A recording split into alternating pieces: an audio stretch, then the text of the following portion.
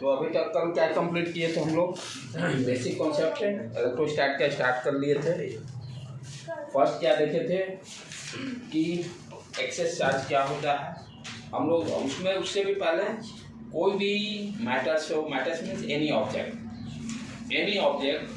कोई भी ऑब्जेक्ट हो, यदि किसी चार्ज पार्टिकल के पास जा रहा है, कोई भी चार्ज पार्टिकल है, चार्ज पार्टिकल के पास एनी ऑब्जेक्ट, बोतल, पेन, कुछ भी, ये कुछ भी जाएगा, चार्ज पार्टिकल के पास जाएगा तो ये क्या करेगा? फोर्स एक्सपीरियंस करेगा। ये क्या करेगा? फोर्स एक्सपीरियंस करेगा, कोई भी ऑब्जेक्ट हो। और सबसे चीज़ जैसे बैलून है, मैंने बताया था कल, बैलून है वो, उसको जब रबिंग करेंगे तो उस पर चार्ज आ जाएगा। रबर है, किस तरह का चार्ज आ जाएगा? Negative charge. वो मैं लिस्ट दिया हूँ उसमें कौन सा ऑब्जेक्ट पर पॉजिटिव चार्ज किस पर आएगा, किस पर नेगेटिव, वो बाय डिफ़ॉल्ट आना है, उसमें कोई लॉजिक नहीं, वो मटेरियल प्रॉपर्टी है उसका। तो जैसे बैलून है, रबर है, तो उसको जब रबिंग करेंगे तो उस पर क्या आता है? Negative charge. यानी कहने मतलब जिस पर कपड़े से रबिंग करेंगे, इससे जब रबिंग करेंगे बैलून को, तो यहाँ से क्या होगा? इलेक्ट्रॉन निकल कर बैलून में जाएगा। ठीक है, तो बैलून पे क्या हो गया? जैसे पहले क्या था? बैलून न्यूट्रल था, पहले बैलून न्यूट्रल था। इस पे नंबर ऑफ प्रोटॉन्स मान लेते, फॉर एग्जाम्पल 20 प्रोटॉन है, 20 इलेक्ट्रॉन है, न्यूट्रल है। सारे एटम्स, सारे क्या है? ऑब्जेक्ट न्यूट्रल होते हैं इनिशियली।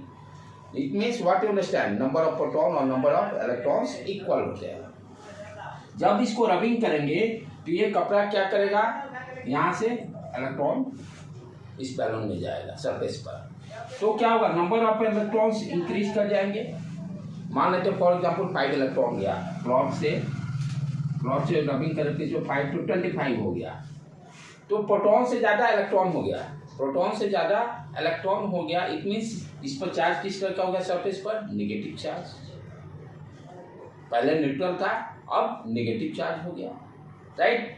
और जो क्लॉथ पर रबिंग किए उस पर किस तरह का चार्ज आएगा? 5 इलेक्ट्रॉन दिया, ये क्लॉथ का मान लो 15 प्रोटॉन है और 15 इलेक्ट्रॉन है।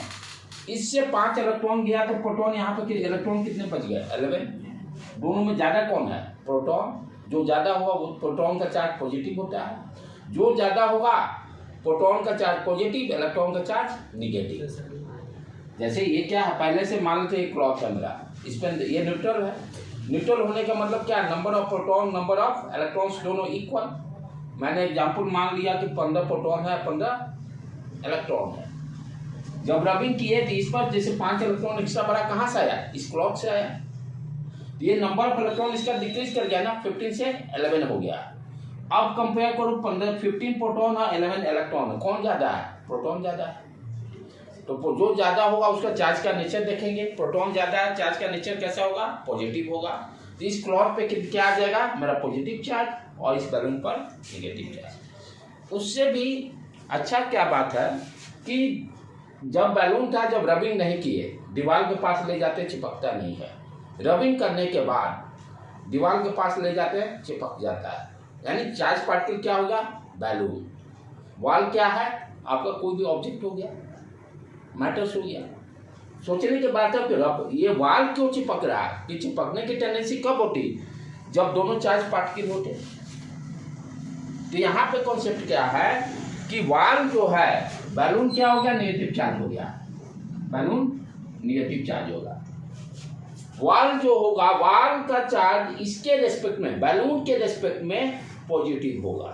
बैलून के रेस्पेक्ट में ऐसे क्या है? न्यूट्रल है। जब कोई भी ऑब्जेक्ट को, जैसे इस ये पे नेगेटिव चार्ज है, ब्लैक बोर्ड के पास इसको ले जाओ, ब्लैक बोर्ड मेरा न्यूट्रल है, ठीक। जब इसको नज़दीक ले जाएंगे, तो इस पर नेगेटिव चार्ज है, तो ब्लैक बोर्ड का क्या करेगा? ब्लैक बोर्ड का पॉजिटिव चार्ज को अट्रैक्ट करेगा, तो यहाँ ये भी क्या हो जाएगा? चार्ज पार्टिकल हो जाएगा। तो कहने का समरी क्या है कि जब इस टिफिन को मैं ब्लैक बोर्ड के पास ले गया, ये चार्ज पार्टिकल है, तो आपको होना चाहिए सर ब्लैक बोर्ड क्यों चिपक जाएगा? इस पर भी कोई चार्ज होना चाहिए ना। एज यूजुअल क्या है? ये तो न्यूट्रल है, तो ये इस पर चार्ज की टेंडेंसी किसके रेस्पेक्ट में देखेंगे? इस टिफिन के रेस्पेक्ट में। टिफिन के रेस्पेक्ट में ये क्या है? पूरी तरह से निगेटिव है, पूरी तरह से सरफेस पे निगेटिव चार्ज आ गया। तो इसके रेस्पेक्ट में ब्लैक बोर्ड का क्या होगा, पॉजिटिव चार्ज तो होगा, ये निगेटिव है तो ये पॉजिटिव होगा। तो पॉजिटिव होने के कारण क्या करेगा, इसको अट्रैक्ट कर लेगा। इसी तरह से कोई भी ऑब्जेक्ट हो, जो ऐसे एज यूजुअल क्या करते हैं, कोई भी ऑब्जेक्ट किसी चार्ज पार्टिकल के पास जाता है तो फोर्स एक्सपीरियंस करता है। तो ऑब्जेक्ट का चार्ज के रेस्पेक्ट में देखना पड़ता है चार्ज क्या है। एज ए लेमैन हमने कल क्या देखा था, एनी ऑब्जेक्ट, कोई भी दुनिया का चीज हो, यदि उसको चार्ज पार्टिकल, जैसे पेपर, कॉम रगड़ते हैं, ठीक है, कॉम क्या है, पीवीसी है, प्लास्टिक है। प्लास्टिक में क्या है, रबिंग करने से उस पर किस तरह क्या आ जाता है, निगेटिव चार्ज, वो डाटा टेबल में दिया। तो इस पर रबिंग करने से क्या हो गया, निगेटिव चार्ज आया। अब क्या है, पेपर और पीस जो न्यूट्रल है, जैसे जैसे इसको नजदीक में ले जाएंगे, जैसे जैसे निगेटिव, इस पर पूरा निगेटिव चार्ज है, ये क्या करेगा, इसके रिस्पेक्ट में पॉजिटिव चार्ज रहेगा। तो इसलिए पेपर और पीस को अट्रैक्ट कर देगा। यदि न्यूट्रल रहता तब तो अटैक ही नहीं करेगा। तो लेकिन इस पेन के रिस्पेक्ट पे, कॉम के रिस्पेक्ट पे पेपर और पीस का चार्ज क्या हो जाएगा, पॉजिटिव। तो ये चीज़ें हम लोग बेसिक देखे थे। फिर क्या देखे थे कि चार्ज को कैसे इंड्यूस करेंगे। एक तो रबिंग मेथड से करेंगे, दूसरा कंडक्शन, जैसे हीट में हम लोग देखते हैं, हीट ट्रांसफर में जैसे रगड़ते हैं पत्थर को, आग प्रोड्यूस होता है। कॉन्टैक्ट में जैसे है आपका कोई भी रॉड है, एक साइड हीट टेम्परेचर इंक्रीज करते हैं, धीरे धीरे दूसरे छोर पे भी टेम्परेचर इंक्रीज होते जाता है। कंडक्शन मीन्स, कंडक्शन कहाँ पर होगा, जहाँ जब दो ऑब्जेक्ट टच करेंगे। कंडक्शन कहाँ पर होगा, जब दो ऑब्जेक्ट टच करेंगे तभी कंडक्शन होगा। कंडक्शन में सिर्फ टच करना, चार्ज, ये मान लो इस पर पहले से पॉजिटिव चार्ज है, इस पर पॉजिटिव चार्ज है, जब इसको नज़दीक में ले जाएंगे तो इसमें सेम काइंड का चार्ज ट्रांसफर होगा। कंडक्शन में क्या है, पॉजिटिव चार्ज इस पर है तो पॉजिटिव चार्ज ही ट्रांसफर होगा। कल का अलग लेक्चर को देख लेना एक बार, उसमें और अच्छी तरह से समझाया हूँ क्यों पॉजिटिव चार्ज ट्रांसफर हो रहा है। उसी तरह से इंडक्शन में क्या होता है, इंडक्शन करना विदाउट कॉन्टैक्ट, बॉडी कॉन्टैक्ट नहीं करेगा, ये चार्ज पार्टिकल रहेगा, ये न्यूट्रल है। इस न्यूट्रल को जैसे जैसे क्लोज ले जाएंगे तो इसके नज़दीक जाते ही इस पर यदि पॉजिटिव चार्ज है तो इसका अपोजिट, इंडक्शन में अपोजिट, इस पर निगेटिव चार्ज आएगा। उसमें मैं बताऊं प्रोटॉन इलेक्ट्रॉन का इंटरेक्शन, कल वाला एक बार उस वीडियो को आप लोग देख लीजिएगा। तो 3 मेथड हो गया चार्ज ट्रांसफर करने का। पहला आपका हो गया रबिंग, दूसरा कॉन्टैक्ट और तीसरा इंडक्शन, ठीक है। उसके बाद हम लोग क्या पढ़े थे बेटे, characteristics of the charge. Characteristics of charge में फर्स्ट अपना क्या था, अपना एडिटिव प्रॉपर्टी ऑफ चार्ज। यदि कोई सिस्टम में मान लो 10 चार्जेज हैं, ये जैसे है, इसमें मान लो 2 कूलम है, 5 कूलम है, चाहे माइनस 5 कूलम हो गया, तो टोटल चार्ज जब ऐड किया, यहाँ एडिटिव यानी सिंपल एडिशन करते हैं। अब इस पूरे ब्लॉक का मैं पूछूं चार्ज कितना हो गया, तो 2 + 5 + -5, ये दोनों कैंसिल हो जाएंगे, 2 आ जाएगा। तो एडिटिव प्रॉपर्टी को शो करता है, एडिटिव प्रॉपर्टी को शो करता है, यानी सिंपल एडिशन। दूसरा क्या है, कंजर्वेशन ऑफ चार्ज। जैसे मास है, मास को ना हम क्रिएट कर सकते हैं ना डिस्ट्रॉय कर सकते हैं, उसी तरह से चार्ज को भी हम ना क्रिएट कर सकते हैं ना डिस्ट्रॉय कर सकते हैं, तो चार्ज भी कंजर्व रहेगा। जैसे इसको कल मैं एग्जाम्पल से बताया था, मान लो किसी सिस्टम में 2 बॉल हैं,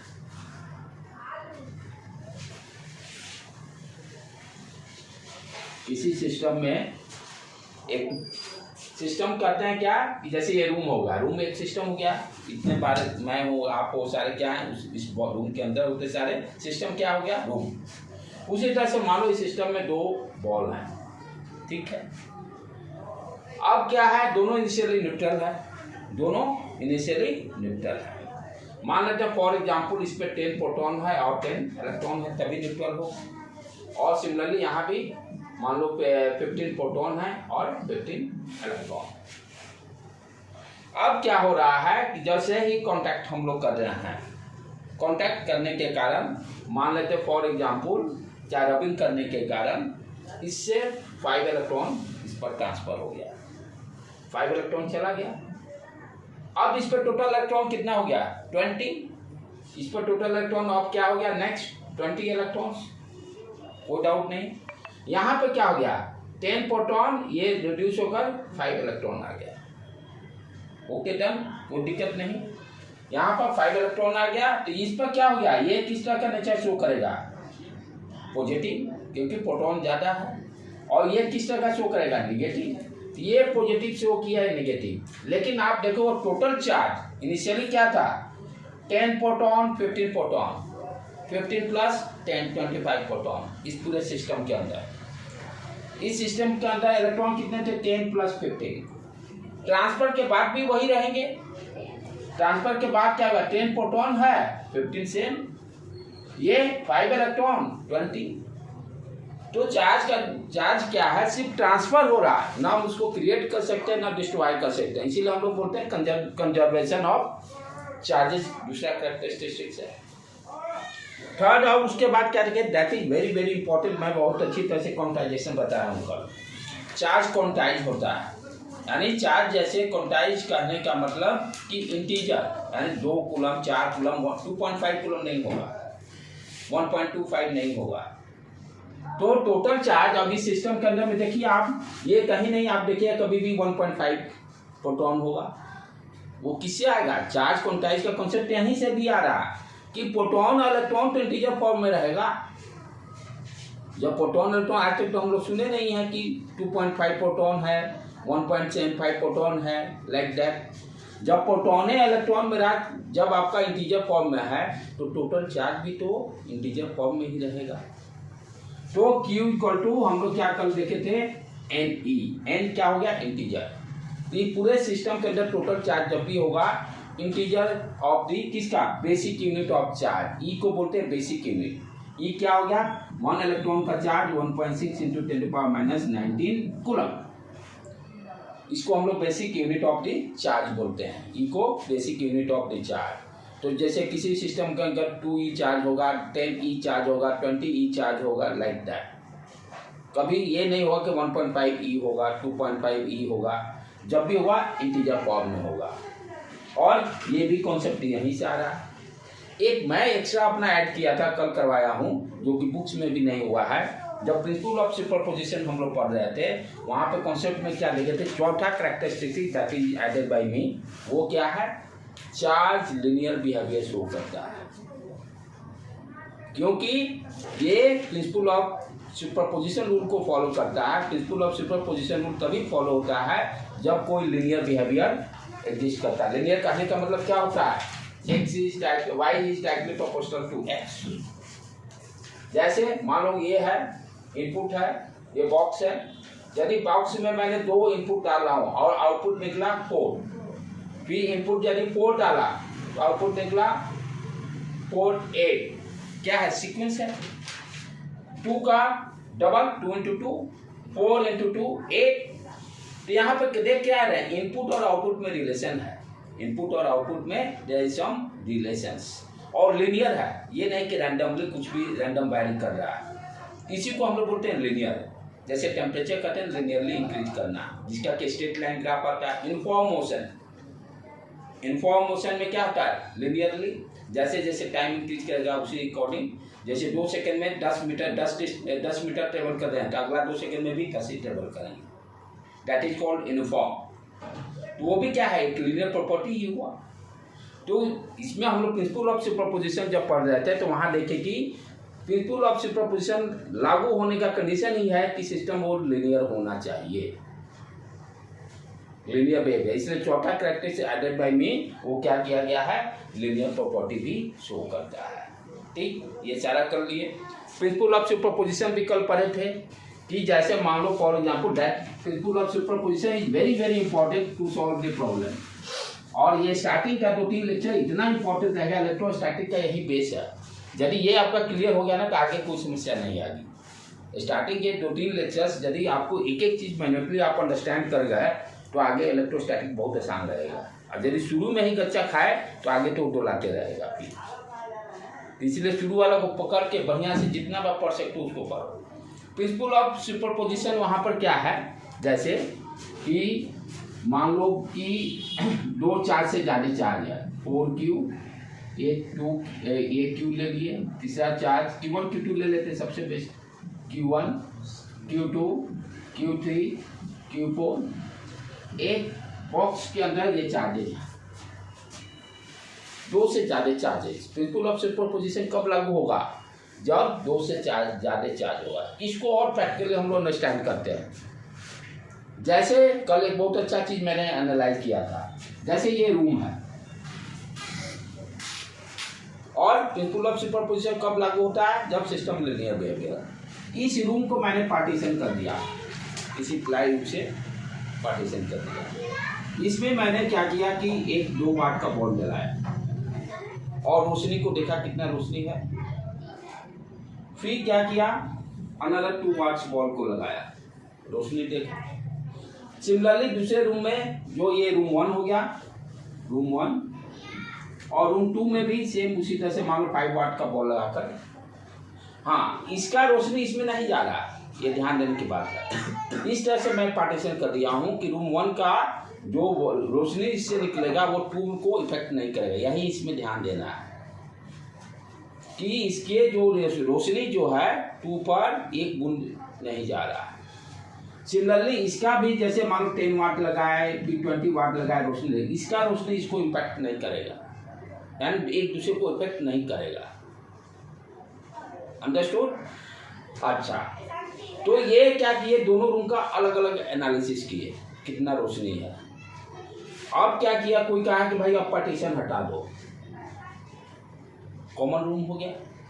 अब आपसे पूछे कि भाई कितना रोशनी है, तो सिंपली क्या करना है, जो आपने y1 यानी पहला रूम का जो भी वैल्यू वाट है, जो भी रोशनी का वैल्यू आया, और y2 का जो भी रोशनी का वैल्यू आया, वो दोनों को सिंपली ऐड कर देंगे तो पूरे रूम का हमको रोशनी दे देगा। अब एनालिसिस नहीं करना अलग से, क्या है इंडिविजुअली जो एनालिसिस किए थे उसी को सिंपली ऐड कर देना है, सिंपली ऐड कर देना है। उसी तरह से यहाँ भी आप देखो, अब यहाँ पे जो अपने काम का चीज है, तो ये कब लागू हो रहा है, जब 2 से ज्यादा चार्जेस होंगे। 2 से ज्यादा चार्ज हो तभी ना सुपरपोजिशन का फायदा है। अब इससे कोई आपसे पूछता है कि इसको कौन कौन सा फोर्स निकल रहा है, सारे फोर्स का हमको नेट फोर्स निकालिए, नेट फोर्स निकालिए। तो यहाँ पर ध्यान देखो, ये भी चार्ज है तो ये चार्ज फोर्स लगाएगा F ये 2 मान लेते हैं, तो 2 पर 1 के कारण ऐसे भी लिखते हैं, 2 पर 1 के कारण फोर्स कितना लगेगा। उसी तरह से फिर 4 पर 4 के कारण, ध्यान देने की बात क्या है कि 8 to 1 जो फोर्स लगेगा, जो भी उसका वैल्यू है, वो Q3 और Q4 कोई इफेक्ट नहीं डालेगा। यही प्रिंसिपल ऑफ सुपरपोजिशन कर रहा है कि जो ये दोनों के बीच में फोर्स लग रहा है, वो फोर्स किसी भी अदर चार्जेस के कारण इफेक्ट नहीं होगा। ये नहीं कि इसका वैल्यू बढ़ाएंगे तो ये फोर्स का वैल्यू चेंज हो जाएगा, ये फोर्स का वैल्यू चेंज नहीं होगा, क्योंकि कूलम्ब्स लॉ क्या कहता है, Coulomb's law directly proportional to product of the charge, यानी Q1 Q2 के चार्ज पे ही सिर्फ डिपेंड कर रहा है, अदर चार्जेस पर नहीं डिपेंड कर रहा है। तो अदर चार्ज कभी इफेक्ट कर ही नहीं सकता है, क्योंकि कूलम्ब्स लॉ क्या कर रहा है, F = K Q1 Q2 upon R²। ये क्या है, F21। तो जब ये फोर्स सिर्फ Q1 और Q2 पे डिपेंड कर रहा है, Q3 Q4 से तो हमको लेना देना है ही नहीं। यही सुपरपोजिशन कर रहा है कि F21 फोर्स इसके चार्ज के वैल्यू से कोई मतलब नहीं, आप वैल्यू उसका कितना बढ़ाइए घटाइए, ये फोर्स का जो वैल्यू होगा वो सेम रहेगा। सिमिलरली उसी तरह से मान लो 4 2 पे फोर्स लगा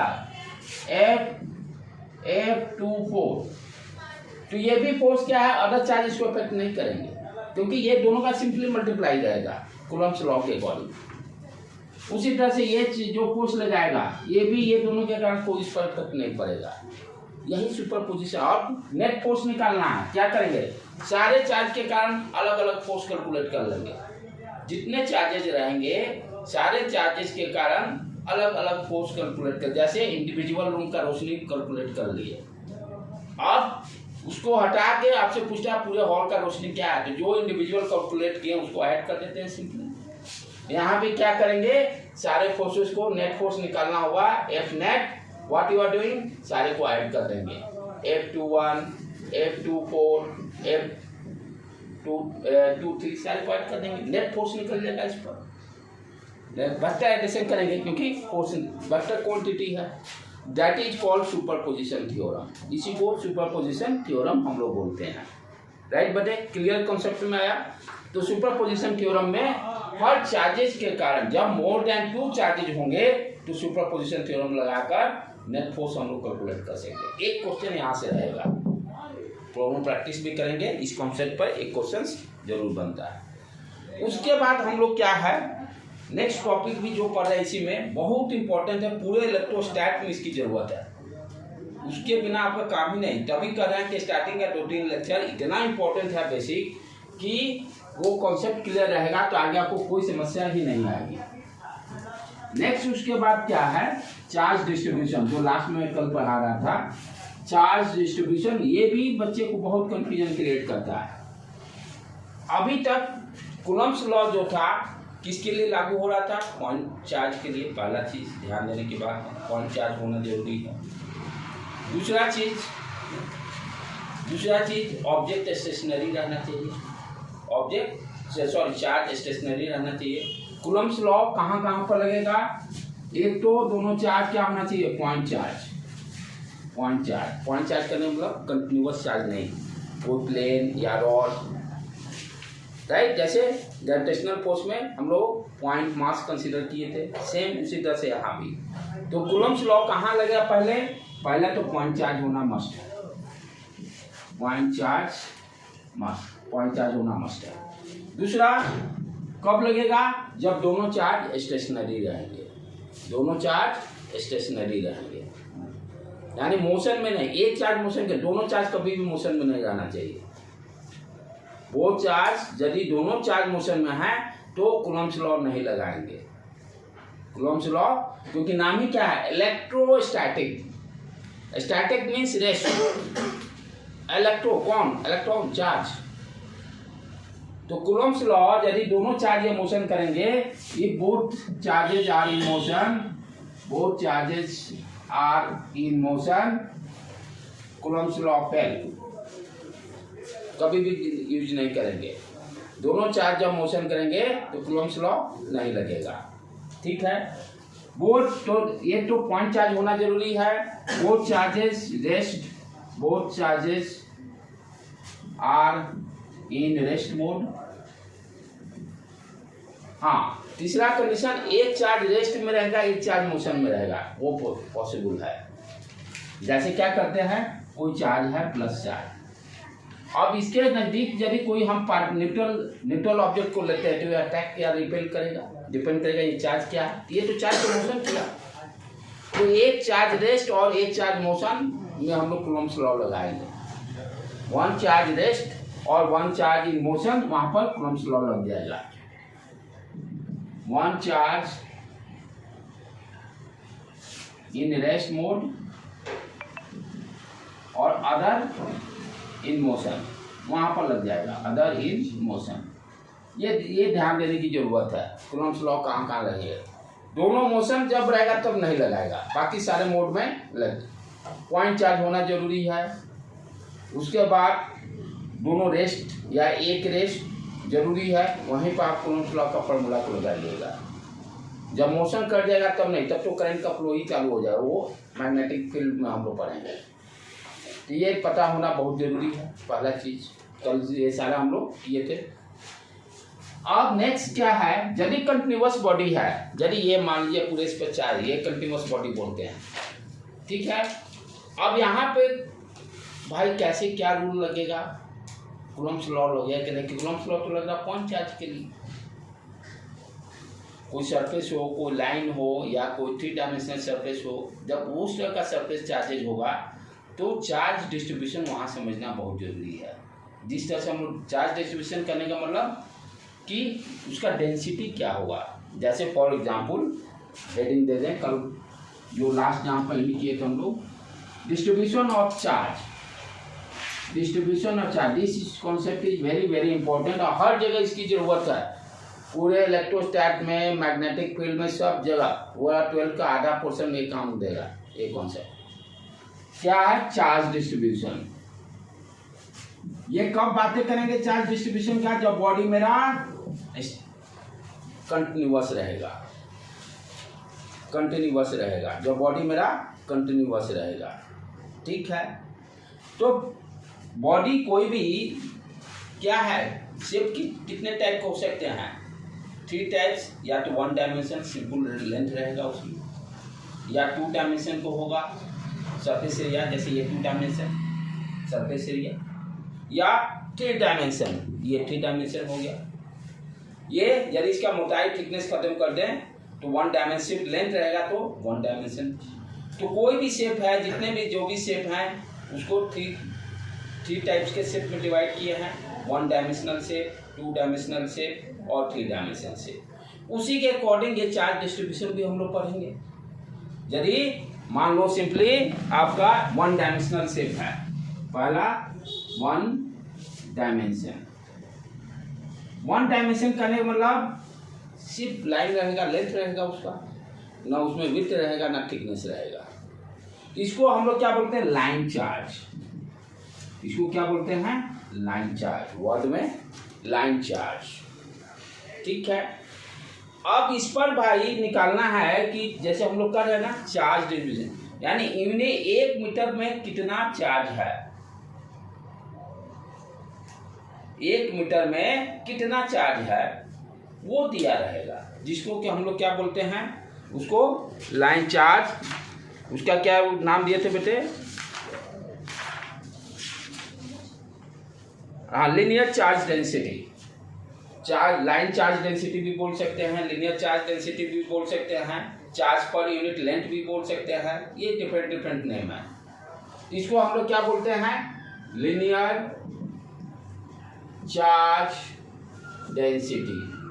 अब देखो, वर्ड डेंसिटी से घबराना नहीं है, डेंसिटी से घबराना नहीं है। डेंसिटी हम लोग किस सेंस में पढ़े थे? वॉल्यूम के केस में। डेंसिटी वॉल्यूम इक्वल टू हम लोग पढ़ते थे ना mass upon density, 3 dimensional shape में, 3 डायमेंशनल शेप में, 2 डायमेंशन में भी पढ़े। तो डेंसिटी वर्ड से क्या निकलता है? Density mass per unit volume, यानी 1 मीटर क्यूब में कितना मास है, 1 मीटर क्यूब में कितना मास है, उसी को डेंसिटी बोलते हैं। 1 मीटर क्यूब में कितना मास है उसको क्या बोल रहा है? डेंसिटी। तो जो अभी तक पढ़ते थे डेंसिटी का कॉन्सेप्ट क्या था, यहाँ भी 3 डायमेंशन शेप में, 2 डायमेंशन रहता है तो क्या बोलते हैं? 1 मीटर स्क्वायर में कितना मास है। और मास की जगह क्या है? चार्ज है। यही खाली ध्यान देना है, जो ग्रेविटेशन में हम लोग पढ़े थे वहाँ मास का, यहाँ पर सारी जगह चार्ज हो जाएगा। सारा कॉन्सेप्ट से एक बार ग्रेविटेशन वालों को जरूर रिवाइज कर लीजिए, सिर्फ मास की जगह चार्ज आ जाएगा। वहाँ भी ये पढ़े थे हम लोग, उसमें ग्रेविटेशन में भी इस चीज को मास डिस्ट्रीब्यूशन पढ़े थे। तो लीनियर चार्ज डेंसिटी कहने का मतलब इसको लैम्डा से रिप्रेजेंट करेंगे, और ये क्या हो गया? लीनियर चार्ज डेंसिटी, इसको लैम्डा से लैम्डा एल भी लिख देते हैं, L for linear charge density. That will be equal to क्या हो जाएगा? Charge per unit length. Division में मैं हमेशा बताता हूँ 1 मीटर की बात करते हैं। डिवीजन क्या है? यूनिट पार्ट में क्या वैल्यू है, जिस तरह से करते हैं ना, मैं हमेशा देता हूँ जैसे 20 पेन का दाम 40 रुपीज, 1 पेन का दाम 40/20, यानी 1 पेन का डिवीजन प्रोसेस में हम लोग क्या करते हैं? 1 पार्ट का वैल्यू निकालते हैं। अब जो भी रहे, यहाँ चार्ज है तो चार्ज निकलेगा। डिवीजन अब जैसे करते हैं हम लोग, इसको डिवीजन करना है, क्या करते हैं? 5 भाग में डिवाइड करना है, तो 5 पार्ट में डिवाइड कर दिए। तो डिवीजन हमेशा क्या करता है? एक पार्टीशन बताता है कि पार्ट का वैल्यू क्या होगा, उसका वैल्यू क्या होगा जब 1 रहेगा तब।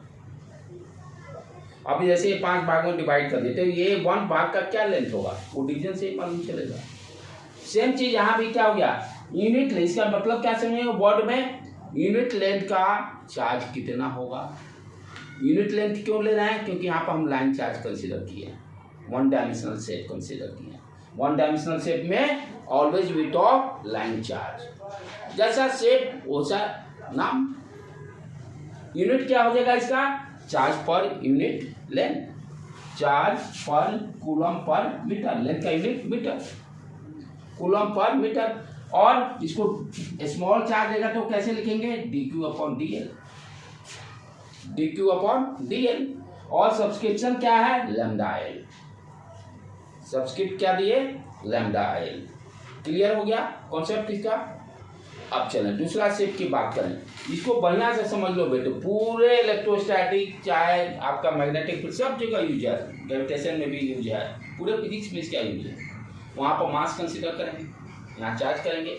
दूसरा 2 डायमेंशन शेप की बात करें हम लोग, 2 dimensional shape, 2 dimensional shape, 2 dimensional shape.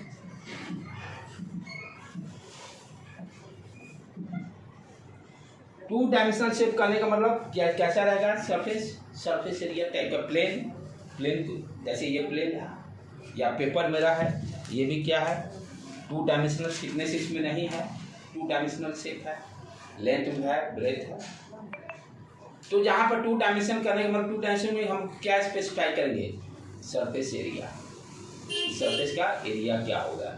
यहाँ पर कैसे लिखेंगे, यूनिट एरिया में कितना चार्ज है, यूनिट एरिया में। अब इसके ये तो पूरा चार्ज डिस्ट्रीब्यूट, सब जगह चार्ज यूनिफॉर्मली डिस्ट्रीब्यूटेड है ना, तो यहाँ पर आप ऐसे थोड़ी बताएंगे 100 कूलम 200 कूलम, इस तरह की बातें नहीं करेंगे। यहाँ बोलेंगे 200 कूलम चार्जेस कितने हैं, 200 यानी पर यूनिट एरिया में चार्ज की बात करेंगे, पर यूनिट एरिया में चार्ज की हम लोग बात करेंगे, राइट बेटे। तो यहाँ पर क्या डिस्कशन हम लोग के 2 डायमेंशन शेप में, इसका आपका सिंबल क्या हो जाएगा, रो से इसको सिग्मा से करते हैं, सिग्मा रो हो गया वॉल्यूम के केस में। 2 डायमेंशन को हम लोग क्या बोलेंगे, surface charge density, surface charge density, surface charge density. Surface 2 dimension हो गया, नाम से ही क्लियर, सरफेस 2 डायमेंशन यानी यूनिट एरिया में कितना चार्ज होगा, यूनिट एरिया में कितना चार्ज होगा, कहने का मतलब Q upon A, Q upon A, right बेटे। और इसको शॉर्ट फॉर्म में कैसे, एलिमेंटल फॉर्म में कैसे लिखेंगे, DQ upon DA, DQ upon DA। Unit क्या हो जाएगा इसका, कूलम पर मीटर स्क्वायर, एरिया का unit metre into metre, 2 dimension है तो मीटर स्क्वायर। तो इसको कैसे सिंबल क्या इसका हो गया आपका सिग्मा, ये चेंज हो सकता है, कोई भी मान लो कुछ दूसरे सिंबल से, जनरली यही है लैम्डा सिग्मा रो, लैम्डा सिग्मा रो। तो ये आपका दे दिया 2 डायमेंशन। यानी तो अब क्या है कि किसी भी कंटिन्यूअस बॉडी में हम ये कभी नहीं बोलेंगे कि 500 कूलम चार्ज, या लाइन चार्ज हो या सरफेस चार्ज हो। यानी जब भी एक्सप्रेस करना होगा तो आइदर आप लाइन चार्ज के फॉर्म में एक्सप्रेस कीजिएगा या सरफेस चार्ज डेंसिटी के फॉर्म में। ये पॉइंट चार्ज तो है नहीं कि भाई बोलेंगे 10 कूलम है या 20 कूलम है। तो यहाँ पर तो कंटिन्यूअस बॉडी पे चार्जेस जब भी डिफाइंड होंगे तो आइदर 1 डायमेंशनल होगा तो लाइन चार्ज के फॉर्म में दिया रहेगा, 2 डायमेंशन होगा तो सरफेस चार्ज डेंसिटी के फॉर्म में दिया रहेगा, और थर्ड जो है volume charge density. 3 dimensional shape जो होगा, 3 डायमेंशनल जो शेप होगा, 3 dimensional shape, third 3 dimensional shape. 3 dimensional shape करने का मतलब वॉल्यूम की बात, 3 साइड्स हो गए, side into side into side, volume की बात करेंगे। तो यहाँ पर आप चार्ज यदि डिफाइन करना होगा तो चार्ज पर यूनिट वॉल्यूम, और इसको क्या बोलेंगे, वॉल्यूम से वॉल्यूम डेंसिटी भी बोल सकते हैं या वॉल्यूमेट्रिक चार्ज डेंसिटी भी बोलते हैं। वॉल्यूम चार्ज डेंसिटी जिसको कि हम लोग रो से एक्सप्रेस करते हैं। रो लैम्डा ये सब ग्रीक वर्ड है, जो डेवलप किया होगा इसलिए उसने ABCD वो जानते नहीं थे इसलिए ग्रीक वर्ड में लिखते थे। तो वॉल्यूम चार्ज डेंसिटी को हम लोग क्या एक्सप्रेस करेंगे, Q upon V, Q upon V, और शॉर्ट फॉर्म में क्या लिखेंगे, DQ upon DV, DQ upon DV। Unit क्या हो जाएगा, चार्ज पर मीटर क्यूब, चार्ज पर मीटर क्यूब, चार्ज पर मीटर क्यूब। Clear concept. तो चार्ज का डिस्ट्रीब्यूशन जब आपका समझ में आ गया कि जब आपका कंटिन्यूअस चार्ज रहेगा तो आइडर हम लाइन चार्ज के फॉर्म में एक्सप्रेस करेंगे या सरफेस चार्ज के फॉर्म में एक्सप्रेस करेंगे या वॉल्यूम चार्ज के, जैसा शेप वैसा हम लोग कॉन्सेप्ट को यूज करेंगे। ठीक है बेटे, ये कॉन्सेप्ट बहुत पक्का होना बहुत जरूरी है। तो अभी तक दो इम्पोर्टेंट चीज़ हम लोग क्या सीख लिए, कूलम्ब्स लॉ का फॉर्मूला कहाँ पर यूज होगा कहाँ पर नहीं यूज होगा उसको अंडरस्टैंड किए। जैसे F equal to 1/K Q1 Q2 upon R square. यहाँ पर K क्या है 9 × 10⁹ वैल्यू, और या 1/4 pi epsilon not. Epsilon not क्या हो गया परमिटिविटी, पर ये फर्स्ट टाइम वर्ड 9 10 में भी पढ़े हैं, permittivity of the medium. Not देने का मतलब मीडियम एयर हो गया, नॉट देने का मतलब क्या हो गया एयर हो गया। इसका भी वैल्यू मैंने बताया था, कितना था बेटे ये नॉट का वैल्यू, ये याद करने की जरूरत नहीं है सर, डाटा दिया रहेगा। ई नॉट का वैल्यू 8.85 × 10⁻11 ना 12। यूनिट कैसे लिखेंगे इसका, के का यूनिट क्या होगा, के का यूनिट कैसे निकालेंगे, F इक्वल टू के Q1 Q2। यूनिट के लिए मैं बार बार बताता हूँ, सिर्फ आपको फॉर्मूला पे ध्यान देना है। इधर क्या है फोर्स न्यूटन, के का तो निकालना है coulomb Q1 charge into charge, coulomb into coulomb. ये क्या है आर स्क्वायर है तो मीटर स्क्वायर। के का यूनिट क्या हो गया न्यूटन मीटर स्क्वायर पर कूलम स्क्वायर। कोई जरूरत नहीं यूनिट याद करने का, फॉर्मूला पे आप अपना कंसंट्रेशन रखिए, दोनों साइड सारे के यूनिट लिख दीजिए और इसका निकालना निकल जाएगा। तो इसका यूनिट यहाँ पर क्या होगा 9 × 10⁹ न्यूटन मीटर स्क्वायर पर कूलम स्क्वायर। तो कूलम से लाके फॉर्मूले हर टर्म को आप अंडरस्टैंड कर गए। ठीक है, Q1 Q2 R। अब हम लोग थोड़ा सा प्रॉब्लम भी स्टार्ट कर ले। फर्स्ट प्रॉब्लम अपना क्या रहेगा, के का वैल्यू 9 × 10⁹ वो एयर के लिए, एयर के लिए। फिर यहाँ पे 4πε0 इसी को वैल्यू को रखोगे ना तो ये वैल्यू आएगा। इसलिए नॉट के जगह पर मान लो आप मीडियम चेंज हो गया, वाटर दे दिया तो के का वैल्यू ये रहेगा। वाटर का जो वैल्यू होगा इन ई का वो वैल्यू रख कर के का वैल्यू निकालेंगे। और यहाँ पे के सर क्या है, के कांस्टेंट है, जैसे ग्रेविटेशनल कांस्टेंट, जिस तरह से हम लोग उसमें पढ़े थे ना ग्रेविटेशन में, F equal to G(m1m2) upon R square. जी क्या था ग्रेविटेशनल कांस्टेंट, इसी तरह से ये भी चार्ज कांस्टेंट। ठीक है बेटे, चलो इतना कंप्लीट कर लो पहले तो।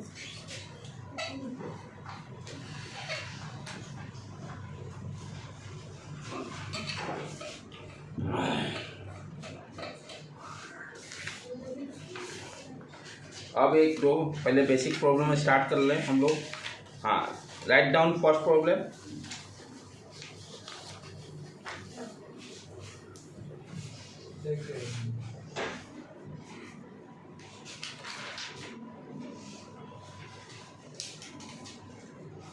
तो इसीलिए तो हम रिकॉर्डिंग का फैसिलिटी किए। छूटा भाई जाके दोबारा एक बार दोबारा जाके इसको रिवाइज कीजिए देख कर कि कुछ मालूम नहीं समझ में आ रहा है, आप फिर दोबारा उसको रिवाइज देखिए, सेम डेट में चलाइए, हर पॉइंट को अंडरस्टैंड कीजिए। ठीक है बेटे,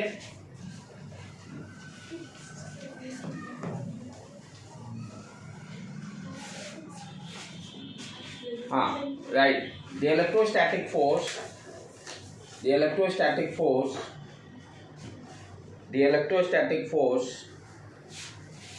of repulsion, the electrostatic force of repulsion between two positive charge and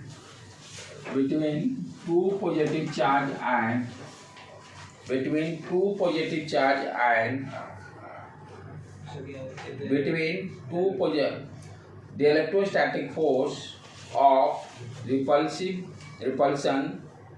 of repulsion between two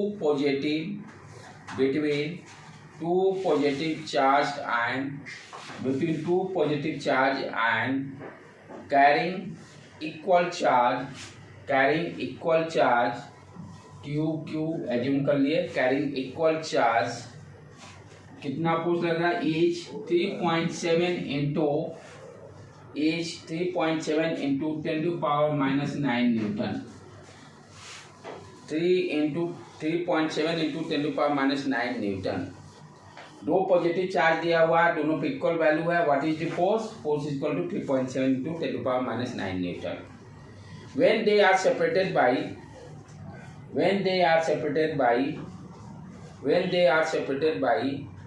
a distance r, ये r डिस्टेंस भी दिया हुआ है, when they are separated by distance r equal to 5 angstrom, when they are separated by a distance 5 angstrom, how many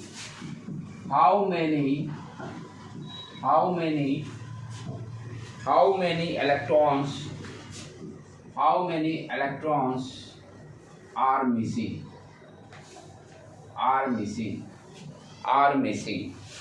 from each ion। क्या दिया हुआ है? दो पॉजिटिव चार्ज दिया हुआ है, दोनों के बीच का फोर्स दिया हुआ है, डिस्टेंस दिया हुआ है, हमें चार्ज निकालना है, यानी E का वैल्यू n का वैल्यू निकालना है। Q total charge equal to क्या है? Q equal to NE। तो n का वैल्यू कितना होगा? क्वेश्चन को देखते हैं। How many electrons are missing? तो फर्स्ट क्या करेंगे, Q निकालकर Q इक्वल टू क्वांटाइजेशन वाला कॉन्सेप्ट को NE, Q का वैल्यू कूलम्ब्स लॉ से निकाल लेंगे, E का value 1.6 into 10 to power minus 19 रखकर N का निकाल लेंगे, वो बताएगा कितना मिसिंग चार्ज है। तो how to find Q? Coulomb's law को यूज करो, F इक्वल टू K, दोनों चार्ज इक्वल हैं तो Q स्क्वायर इंटू R। ये अंगस्ट्रम दिया हुआ है, एक अंगस्ट्रम बराबर कितना होता है? 1 अंगस्ट्रम बराबर 10 to power minus 10 metre, 10 to power minus 10 metre. सारे वैल्यू को रखते हैं। फोर्स दिया हुआ 3.7, 10 to power minus 9, K का value 9 into 10 to power 9, Q square, R कितना हो गया? 5 angstrom, 5 into 10 to power minus 10। यहाँ से Q स्क्वायर कितना हो गया? 3.7 into 10 to power minus 9 into 5 into 10 to power minus 10 divided by 9 into 10 to power 9। इसको कैलकुलेट करेंगे तो इसका वैल्यू आएगा Q का value 3.7 into 10 to power minus 19, 10 to power 19। इसको भी ऊपर ले जाओ, निगेटिव 9 3 18 10 28 ऐसे ही हो जाएगा। तो approximately 3.7 to 10 to power minus 19 coulomb आ गया चार्ज। अब नंबर ऑफ मिसिंग इलेक्ट्रॉन निकालना है, तो Q इक्वल टू NE। यहाँ पर टोटल चार्ज मालूम हो गया 3.9 into 10 to power minus 19। N निकालना है, E के जगह पर 1.6 into 10 to power minus 19 रख देंगे, N का वैल्यू कैलकुलेट कर लेंगे। ये अप्रॉक्सीमेटली 2 आएगा,